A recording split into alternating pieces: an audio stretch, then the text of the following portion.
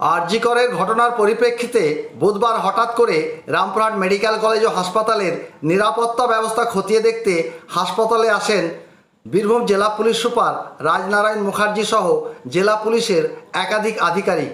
এদিন মূলত তারা রামপুরহাট মেডিকেল কলেজ চত্বর ঘুরে দেখেন। এরপর তারা রামপুরহাট মেডিকেল কলেজ ও হাসপাতালের প্রিন্সিপাল করবী বড়ালের সঙ্গে একটি বৈঠক করেন। পরে জেলা পুলিশ সুপার জানান, হাসপাতালে একটি পুলিশ ক্যাম্প আছে, একটি পুলিশ ফাঁড়ি করার প্রস্তাব পাঠানো হয়েছে। অনুমতি পাওয়া গেলে এখানে একটি পুলিশ ফাঁড়ি তৈরি করা হবে। আমরা কলেজ কর্তৃপক্ষের সাথে একটা সিকিউরিটি রিভিউয়ের জন্য এসেছিলাম। ওনাদের কী রিকোয়ারমেন্ট আছে, অ্যাডিশনাল কী রিকোয়ারমেন্ট আছে, সেইগুলো নিয়ে আলোচনা হলো। যে আলোচনা হয়েছে তার মাধ্যমে যে ব্যবস্থা গ্রহণের দরকার সেটা আমরা দ্রুত নিয়ে নেব।